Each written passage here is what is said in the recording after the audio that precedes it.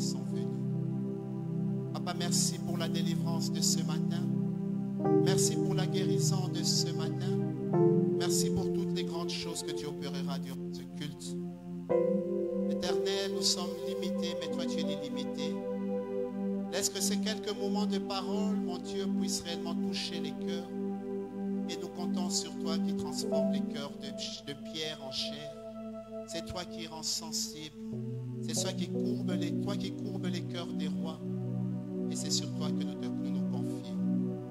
Laisse que la gloire, laisse que l'honneur te revienne. À toi qui règnes pour les siècles des siècles. Amen. Amen. Voilà, donc nous sommes contents d'être là. Nous nous excusons pour tout ce qu'il y a eu comme déboires techniques. Mais nous sommes dans la joie parce que tout est revenu au calme. Amen.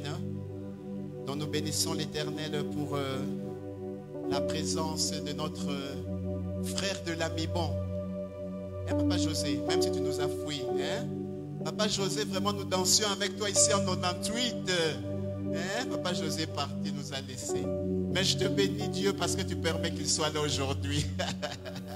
Amen. Pas seulement Papa José, mais toi aussi qui es là. Tu as de la valeur aux yeux de Dieu. Et nous laissons ce message pour te souhaiter la bienvenue, pour te demander d'être à l'aise et d'être surtout connecté à la puissance de Dieu. Amen. Donc nous sommes au moment particulier de notre année, un moment particulier pour notre Église parce que c'est un moment où nous organisons notre grande rencontre que nous appelons Kérit, une grande rencontre où nous invitons les grands orchestres pour la louange, nous invitons des grands hommes de Dieu, où nous nous sentons nous-mêmes revigorés pour tout ce que Dieu fait pour nous. Amen. Cette séance a commencé il y a une semaine. Les messages sont en ligne pour ceux qui n'ont pas été avec nous depuis le début.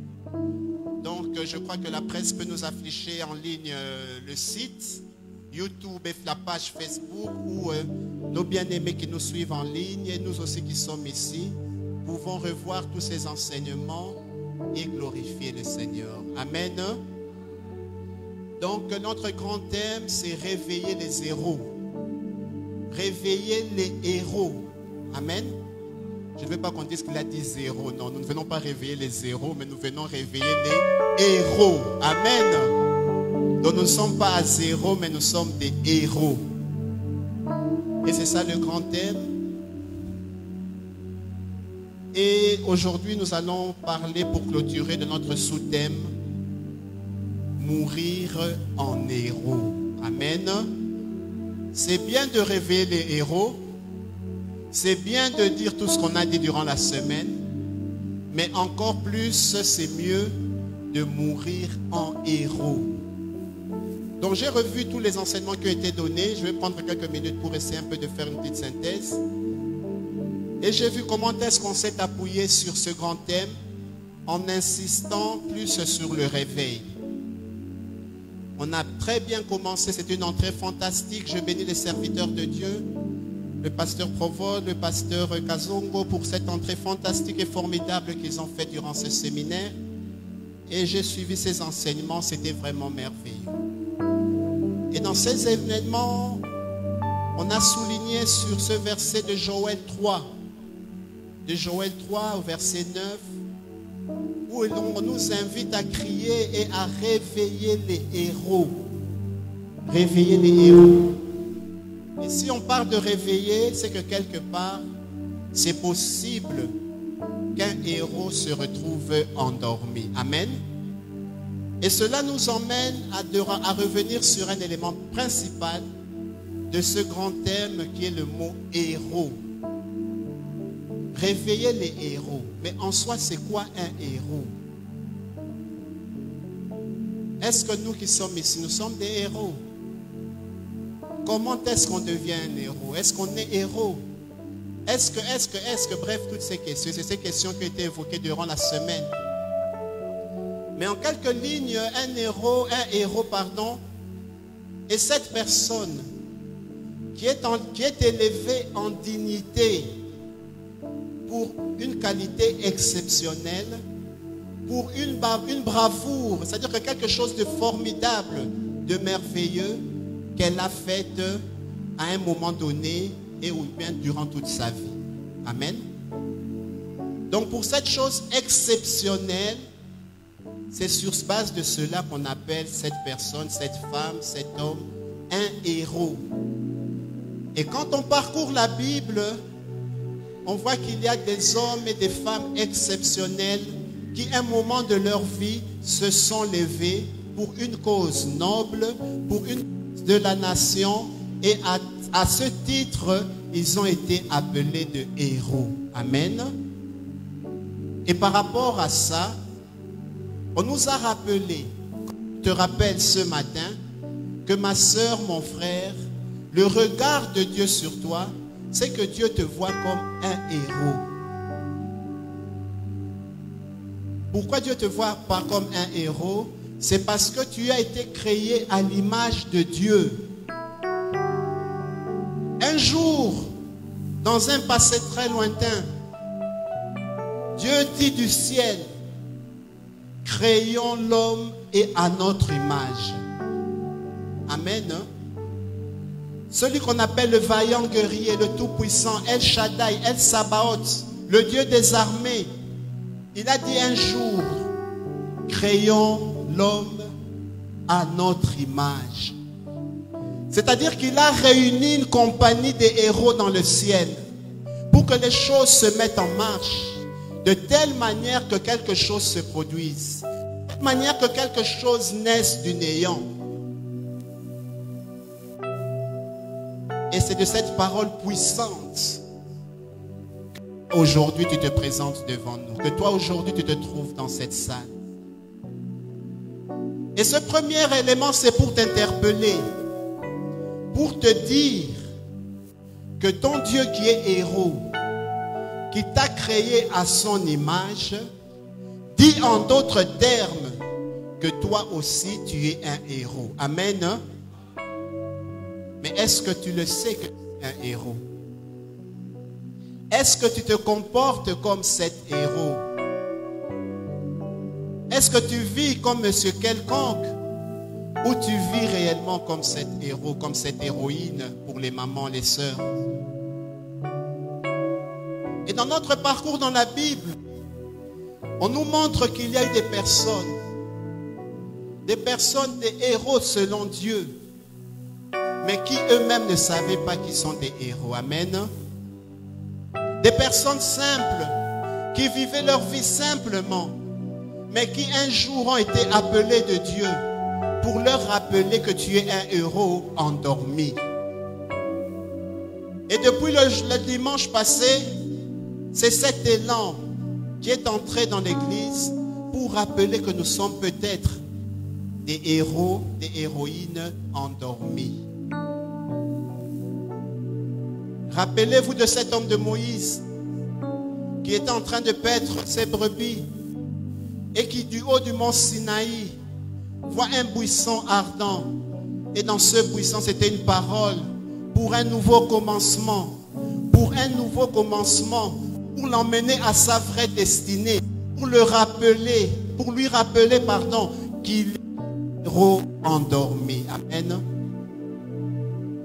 C'est cette parole que l'on retrouve dans Juge 6, où on parle à un jeune homme pour lui dire, lève-toi, vaillant héros.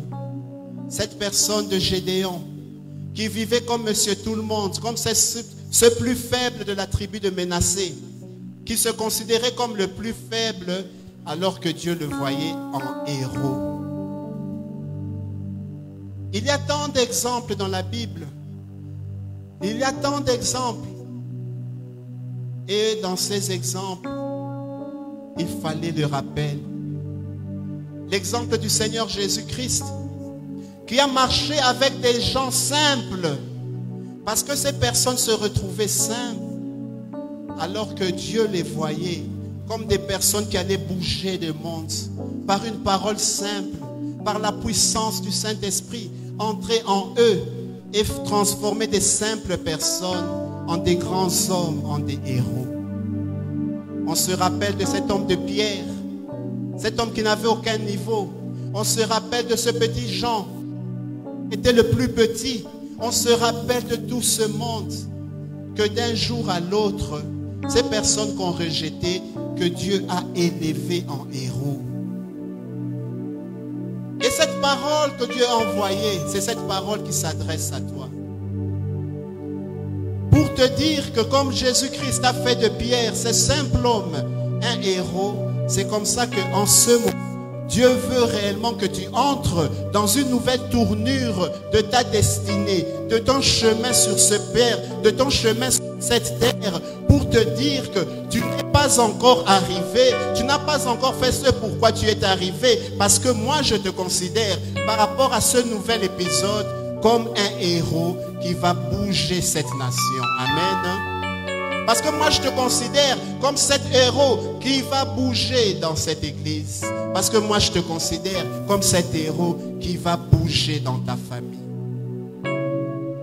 Tu es une personne de qualité, une personne de très chère aux yeux de Dieu, aux yeux de tes parents, aux yeux de cette église.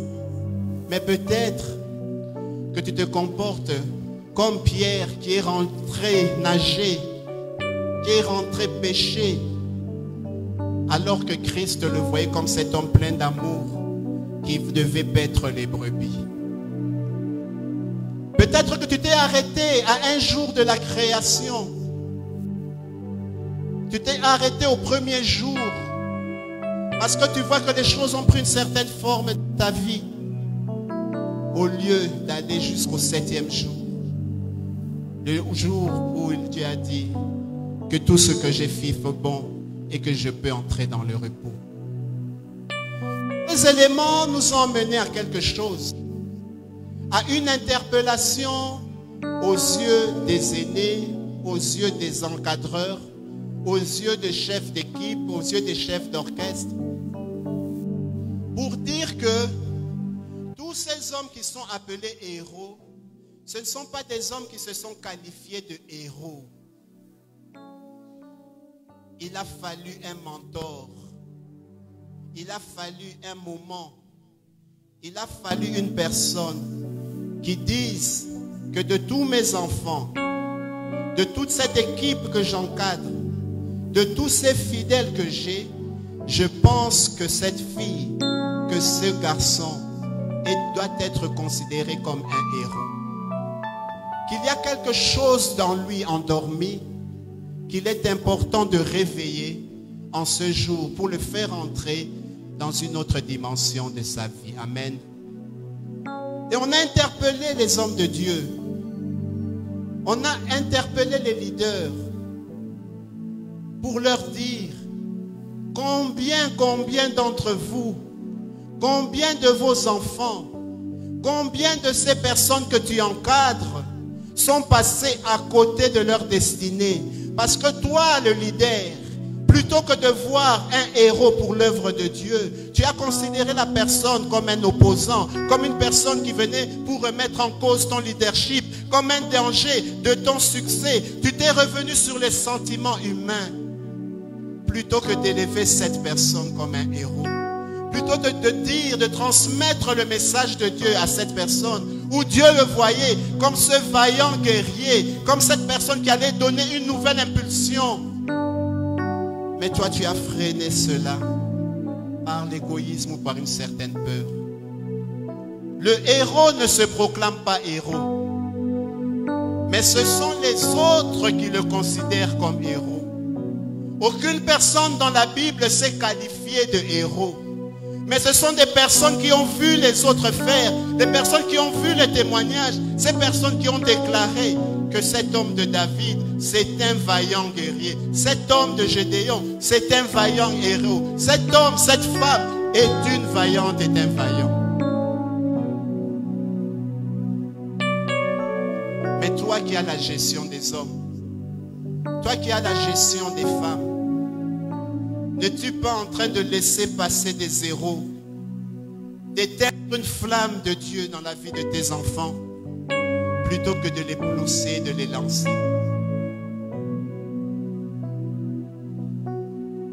Quand on lit dans Ésaïe 33, verset 9, au verset 7, on dit: voici les héros poussent des cris Au dehors, les messagers de paix pleurent amèrement. Amen. Plutôt que les héros soient des personnes en train d'emballer l'église,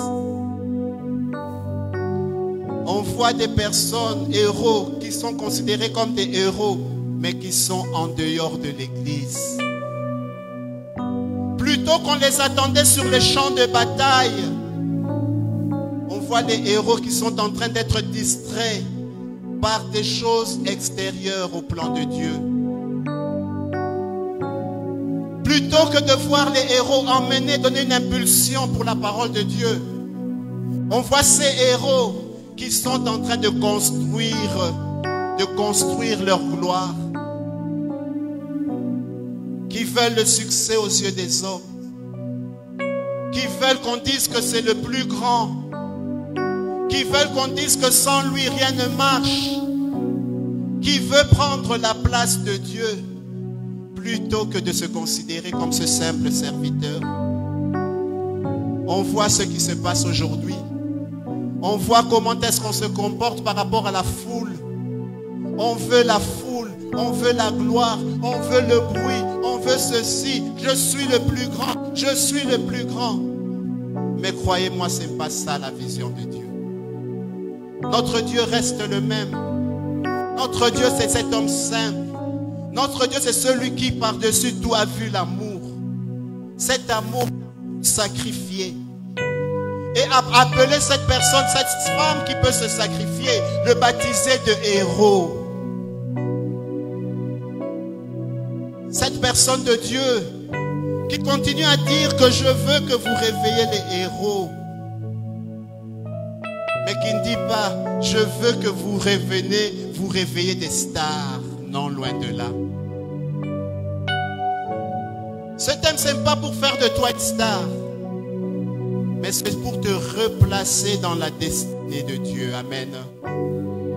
Peut-être par le souci de ce monde, peut-être par les limites de notre nature humaine, tu as dit que je n'atteins pas mon objectif. Je ne suis pas, je n'arriverai pas. Mais crois-moi, Dieu ne voit pas les choses comme cela. Dieu te considère comme cette femme simple, sur qui il compte encore aujourd'hui. Dieu te considère comme cet homme simple, sur qui il compte encore aujourd'hui, parce qu'il sait que tu vas bouger les choses encore demain. Que ta vie ne se limite pas à la gloire passée, à ce que tu as fait dans le passé, mais à ce que tu feras encore les jours à venir. Dieu dit, je suis. Dieu dit, je suis au présent. Dieu dit, je suis au présent. Dieu ne dit pas que je suis au passé. C'est-à-dire que quand Dieu dit qu'il est, c'est-à-dire même maintenant là, il est. Gloire à Dieu, toi qui vois la gloire du passé, mais sache que Dieu fera quelque chose qui t'étonnera. Quelque chose qui te surprendra. Là où tu ne t'attends pas, de ces cendres, où tu penses que le bois est cuit, de ces cendres naîtra quelque chose. Parce que Dieu t'adresse aujourd'hui une parole. Réveillez les héros. En dehors de cette dimension, il y a une autre dimension. Donc là, on insiste pour te rappeler que ce sont les autres qui doivent voir en toi une héroïne, un héros. Mais il y a une autre dimension qui rappelle, qui ramène à te dire que si Dieu dit que ce sont les autres qui te voient comme héros, c'est que tu n'es pas un héros pour ta vie, mais tu es un héros pour les autres. Tu es un héros pour les autres. Quand on parle aujourd'hui d'un héros national, on considère que cet homme s'est sacrifié pour les autres. Il y a un piège durant ces enseignements. Le piège de venir en ces lieux est de prier dans le sens de ce réveil pour toi, pour moi, en individualisant la parole qui est adressée, alors que cette parole sur le thème des héros, c'est une parole qui t'interpelle pour te rappeler que tu vis pour les autres. Amen. Tu veux que cette parole ait un sens dans ta vie? Revois ta façon de faire. Où sont les autres pour toi? Qui sont les autres pour toi? Réveiller les héros, c'est bien. Réveiller-les, c'est bien. Mais que sont les autres pour toi? Quand on dit réveiller les héros, ça veut dire que ce sont les autres personnes qui savent que cette maman est une héroïne et qui va venir dire réveille-toi, réveille-toi, parce que nous avons besoin de toi pour nous sortir de cette situation. Nous avons besoin de toi, Papa José, pour nous sortir de cette situation. Réveille-toi, réveille-toi. Pourquoi tu es endormi? Pourquoi tu penses que la vie est finie? Pourquoi tu penses que le succès c'est le passé? Pourquoi tu penses que voilà on parlera de toi par rapport au passé? Non, réveille-toi pour Papa José, parce qu'on parlera de toi dans le présent et encore dans le futur. Mais pour ce faire, il faut que tu comprennes et que tu considères que tu dois donner de la valeur aux autres, que tu dois te sacrifier pour les autres. Quand on regarde, on dit vraiment cette sans elle, dans ce domaine, on ne serait pas là. Qu'on dise cet homme, sans lui, dans ce domaine, sur cet aspect des choses, nous ne serons pas là. Quelle est la place que tu accordes aux autres? Le réveil, c'est bien. Mais le réveil des héros, c'est autre chose. On a le réveil. On a prêché le réveil. Et depuis janvier, on peut dire que dans l'église, il y a un réveil. Mais maintenant, on ajoute un mot. Ce n'est pas le réveil des frères et des sœurs simples dans le Seigneur, mais c'est le réveil des héros.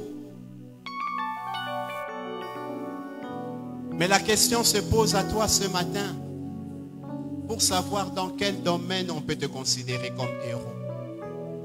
Tu étais cette personne considérée comme héros dans la foi. Quand on parle de la foi dans l'église, on ne peut pas parler de cela sans te voir.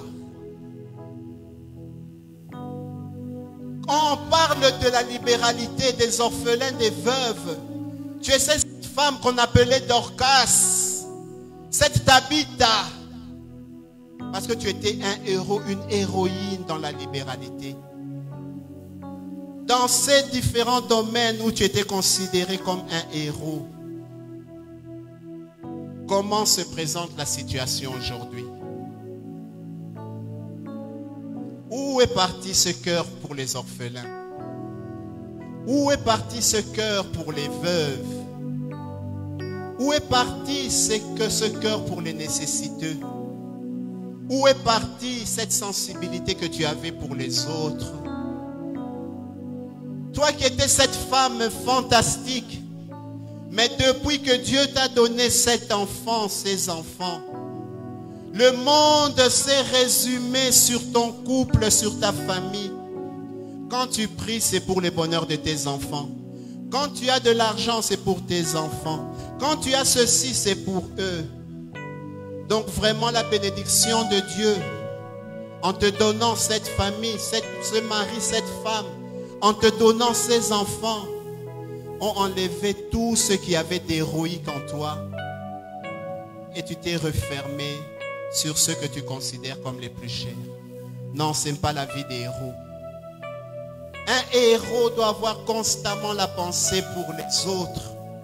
Un héros doit être constamment ce bon samaritain. Un héros est celui-là qui a le bien de ceux qui vivent avec lui. Quand un héros est béni, il est un canal de bénédiction pour tous ceux qui l'entourent. C'est ça, c'est pourquoi on dit réveiller les héros. Réveiller ces personnes qui seront des canaux de transmission pour que ma bénédiction se répande dans cette église, pour que ma bénédiction se répande sur cette nation, pour que ne fût-ce que par sa bénédiction, ne fût-ce qu'un orphelin, pas deux, un orphelin puisse avoir son minerval pour payer ses études. Un orphelin puisse avoir un habit pour se protéger du froid. Un orphelin puisse avoir cette chaussure pour ne pas marcher sur du sable et sur des pierres. Mais où sont ces héros? Où sont ces héros dont on parle dans la Bible? Où sont ces héros que Dieu qualifie de héros? Pourquoi nous? Pourquoi continuons-nous à croire que nous sommes les malheureux? Dans la vie, quand on parlait des héros dans la Bible, ce n'était pas par rapport à l'argent, ce n'était pas par rapport au matériel, mais c'était par rapport à une mission particulière qui était assignée à cette personne. Et pour lequel toute une assemblée, toute une nation reconnaissait un mérite, cette bravoure, cette dignité en la personne. Mais où se trouve ce type de personne aujourd'hui dans l'église? Où se trouve ce type de femme aujourd'hui dans l'église? Pourquoi es-tu devenu ce que tu es? Nous qui sommes ici, comme ceux qui nous suivent en ligne, où est ce sens héroïque pour les autres que nous avions jadis? Pourquoi un tel égoïsme? Pourquoi un tel égoïsme? Et en troisième lieu, dans ce thème réveiller les héros, il y a eu ce sens d'équipe. La parole ne dit pas réveille-toi héros, mais la parole de Joël 3 verset 9 dit réveillez les héros. On ne parle pas de un héros, mais on parle des héros, des héros.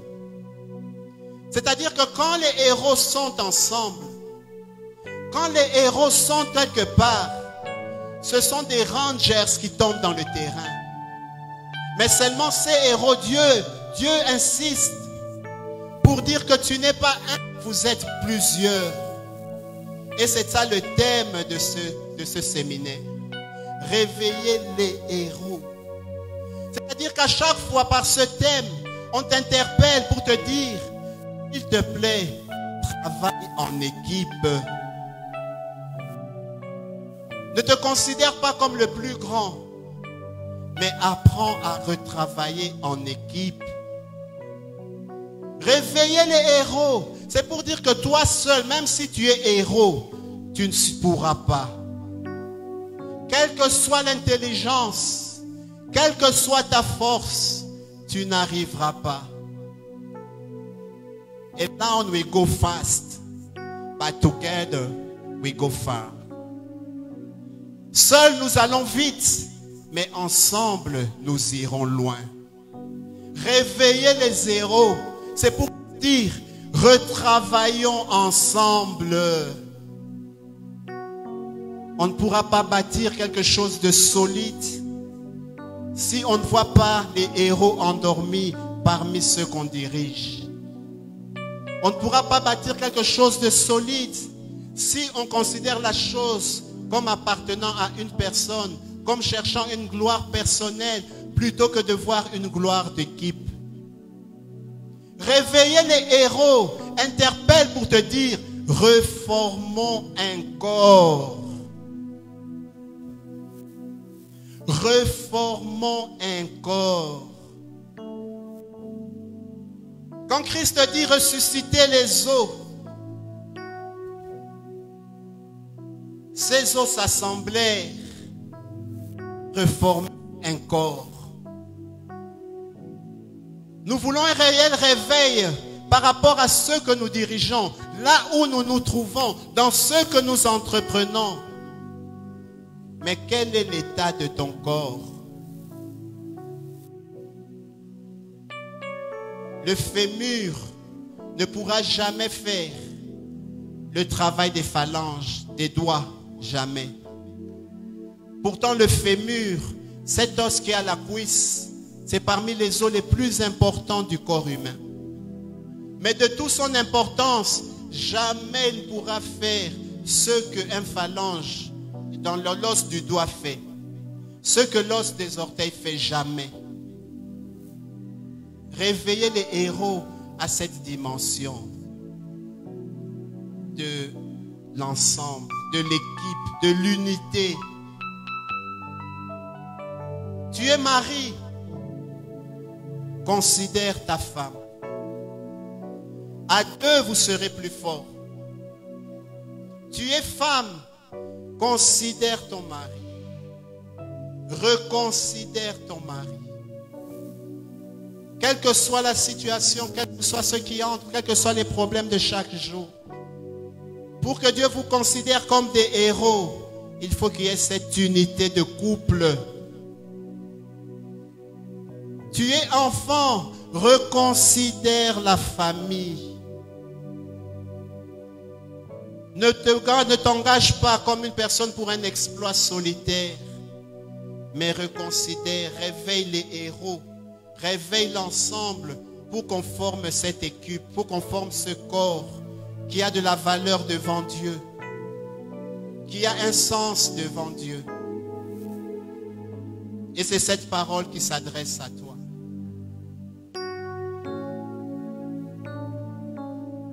Tant de choses à dire, tant de choses à évoquer dans mes beaux termes de réveiller les héros. Mais voilà, le temps reste ce qu'il est et on ne pourra pas tout dire en ce jour. Mais je veux revenir dans quelque chose par lequel j'ai commencé pour t'apporter une parole d'encouragement. Cette parole, je m'inspire de la parole de Dieu, notre Dieu lui-même, qui un jour s'est dit, créons l'homme à notre image. Créons. Et par cette parole qui est dans Genèse, que l'on connaît très bien à partir déjà du verset 1, on voit que Dieu s'est mis en place pour que réellement il puisse se mettre en place des choses qui auront un sens. Et je parle de la création. Bien-aimés, réveiller les héros, après tout ce que j'ai dit qui nous permet de bien comprendre ce terme, nous interpelle aussi par rapport à une mission. Et cela nous interpelle aussi par rapport à notre destinée. Comme le pasteur Kazongo l'a dit, j'ai lu son message, j'étais vraiment émerveillé. Cette interpellation, c'est quoi? C'est de revenir en toi et te dire, mais au fait, quelle est ma mission sur cette terre? Pourquoi je vis? Pourquoi je me suis engagé dans ceci? Pourquoi je me suis engagé dans cela? Et on voit dans Genèse 1 que Dieu eut un engagement, c'est de créer. Dieu créa les cieux et la terre et tout ce qui s'y trouve. Mais Dieu avait compris que c'est une mission auquel il se donne, qu'il se donne. C'est une mission à laquelle il s'investit. Nous avons prêché toute la semaine, réveiller les héros. On a réveillé les héros. Mais je veux poser la question maintenant. On t'a réveillé pourquoi? Voilà, tu es réveillé, tu es réveillé. Tu es réveillé, tu es là réveillé spirituellement. Mais tu es réveillé pourquoi? Bien-aimé, tant que tu ne connais pas ta mission, tant que tu ne connais pas ce pourquoi tu as été appelé, tant que tu ne connais pas ta place et ton utilité dans le corps, même si tu es un héros, tu ne pourras pas utiliser toute cette passion, cette potentialité que tu as et donner le meilleur de toi-même par rapport à cette mission à laquelle on t'attend. Quand Dieu a pris le temps de créer les choses, Dieu, c'était un projet. Mais il s'était dit dans son intelligence que je ferai ce projet en 6 jours et le 7e jour, je me reposerai. Et par rapport à une mission que Dieu t'a donnée, Dieu a dit que non, voilà, j'ai une mission que je ferai avec ce frère en RDC, à l'Amibon, dans sa famille, dans ce milieu où je l'ai placé. Mais que cette mission se fera en 6 jours et qu'il viendra un 7e jour où il se reposera. Ma bien-aimée, mon bien-aimé, tu n'avais pas de forme. On dit que la terre était informe, comme ta vie était informe. Quand on rentre 40 ans en arrière, 30 ans en arrière, 20 ans en arrière, 10 ans en arrière, on voit que tu étais informe. Et personne n'avait demandé de parier sur un enfant, de parier sur une fille, de parier sur un garçon. Personne n'aurait parié sur toi. Mais Dieu, en voyant en toi cet héros, en voyant en toi cette héroïne, Dieu a parié sur toi. Il a dit, cette fille va étonner le monde. Ce garçon va surprendre sa famille. Là où on ne l'attendait pas, ce que je ferai de lui, je le mettrai, je le ferai assis avec des grands. Tu seras la surprise de ta famille. Et une chose a commencé à prendre vie. Toi qui n'avais pas de forme, tu as commencé à prendre forme. Comme cette terre qui était informe, à laquelle Dieu a donné une forme. On dit qu'il y eut un jour, il y eut un soir et il y eut un matin. Et ce fut le premier jour. Bien-aimé, je te rassure qu'au premier jour, la lumière était séparée des ténèbres, que la terre avait pris une forme, que les choses s'étaient mises en place. Mais bien-aimé, malgré toute cette harmonie et malgré toute la beauté de la création, ce n'était pas la fin de la création. Amen. Il y eut un matin, il y eut un soir, ce fut le premier jour, mais ce ne fut pas la fin de la création. Mais pourquoi toi, mon frère, ma soeur? Pourquoi toi, ma maman, moi, mon papa qui se trouve en ces lieux? Pourquoi tu te limites au lundi, au dimanche? Pourquoi tu te limites au premier jour de la création? Alors que Dieu, en te voyant comme cet héros, te voit comme une personne qui va emmener les choses jusqu'au 7e jour. On se limite à la bénédiction de lundi. On oublie qu'il y aura la bénédiction de mardi, qu'il y aura la bénédiction du mercredi, qu'il y aura la création du jeudi, qu'il y aura la création du vendredi, qu'il y aura la création du samedi.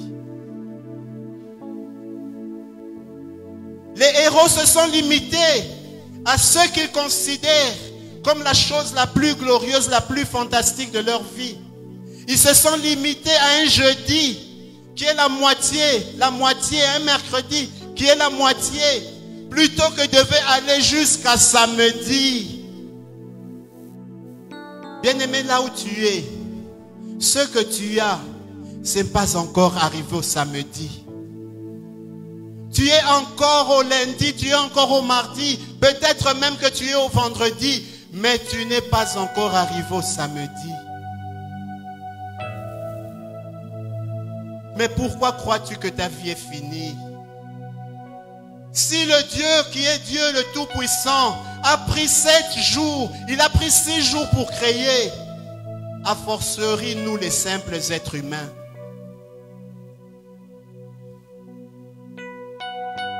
Bien-aimé, ne te décourage pas. Bien-aimé, ne te fatigue pas. Parce que tu es encore au mercredi de ton projet de création.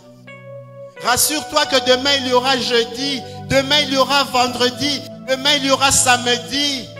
Et il viendra un jour où Dieu va te dire, maintenant tu peux te reposer. Et tu diras réellement que j'ai combattu le bon combat de la foi et que j'ai gardé la foi. Je peux partir en vrai soldat de Dieu, en cette personne qui aura une couronne de gloire dans la présence de notre Seigneur.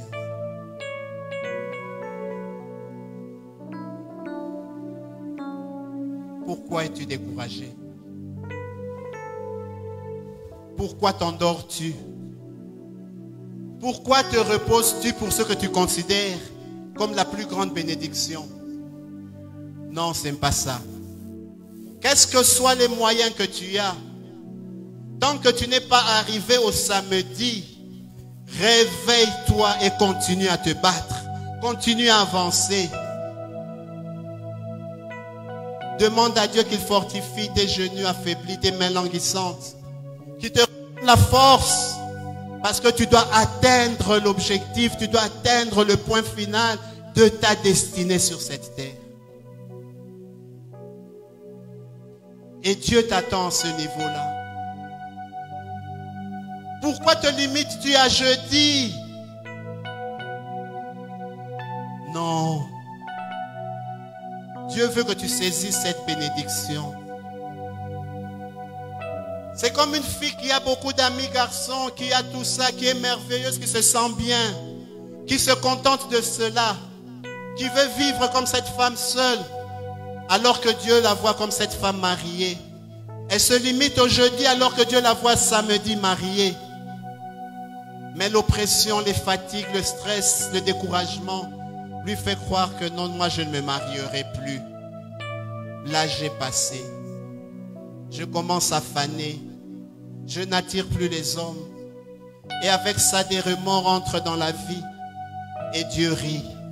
Parce que Dieu ne voit pas les choses en ce sens. Mais réellement comme cette fille qui au samedi se mariera.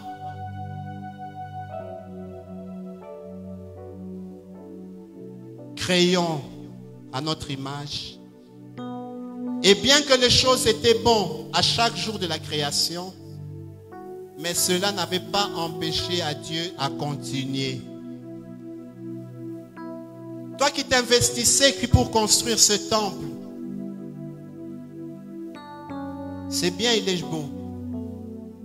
Mais ne te limite pas à cette gloire passée. Considère encore ce qui reste à faire. Tu n'es pas encore arrivé au samedi de la création pour dire que je me repose.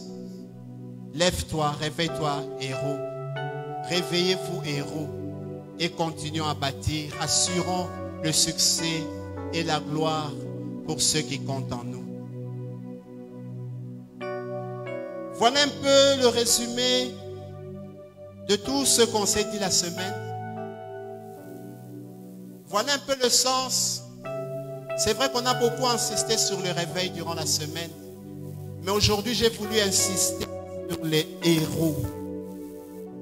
Vous êtes des héros. Et ces hommes simples, et ces femmes simples, travaillent en équipe. On fait confiance en vous, mais n'abusez pas de la confiance qu'on vous donne, de cette confiance que les autres portent sur vous, de cette confiance que la nation porte sur vous, pour que vous puissiez emmener un nouvel élan. Dans la portion de pouvoir que tu as, gère cela avec sagesse, gère cela avec amour, mais n'oublie pas que ce sont les autres qui te qualifieront de héros. Ce n'est pas toi-même qui te diras héros. J'avais voulu parler de mourir en héros, mais le Saint-Esprit m'a orienté autrement, que la gloire lui revienne. Mais il serait quand même préférable de te rappeler qu'il serait bon qu'on dise un jour que cette femme est morte en héroïne. Mais qu'on ne dise pas qu'il arrivera un moment, qu'il était dans un moment de sa vie où il était un de nos héros. Et aussi quand tu meurs comme un héros, que ça ne soit pas à cause de ton péché, à cause d'une erreur, que la mort te surprenne comme ça surpris dans 2 Samuel 1, 27, Jonathan et Saoul, mais que ça soit réellement parce que Dieu avait voulu qu'il en soit ainsi. Donc sois ce leader qui a toujours les yeux braqués sur sa mission, sur son point de chute, et veille sur ta marche. Ne te compromets pas. Ne laisse pas la légèreté gagner ta vie. Reste cet homme intègre. Reste cet homme loyal. Reste cette femme sur qui on peut compter en disant: qu'est-ce qui me séparera de l'amour de Dieu? Qu'est-ce qui me séparera de ma mission? Est-ce la nudité? Non. Est-ce la faim? Non. Est-ce les hauteurs? Non. Est-ce les profondeurs? Non.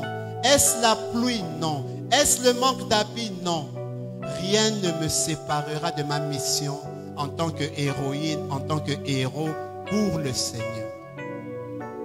Saisis ta mission. Reste branché au Saint-Esprit. Et le Saint-Esprit qui a transformé ses disciples le jour de la Pentecôte pour les transformer des simples personnes en des héros qui ont marqué l'histoire depuis des années, qui ont fait revivre la parole. Tu feras partie de cette race sous le sceau du Saint-Esprit.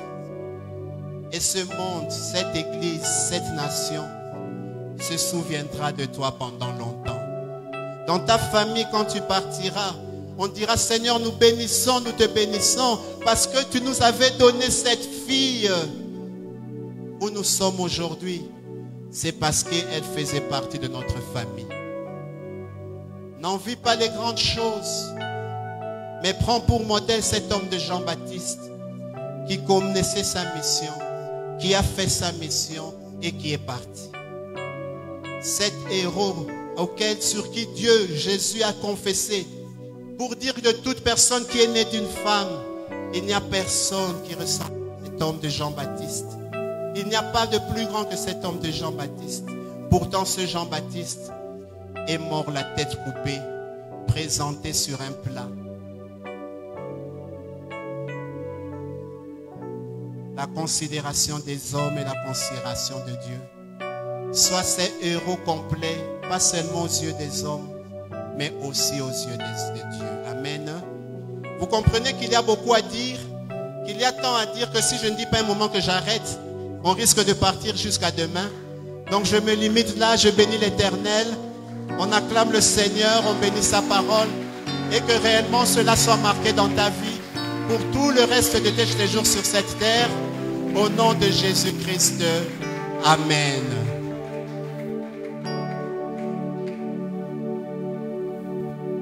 Amen, amen. Dansons, parlez tous au cri.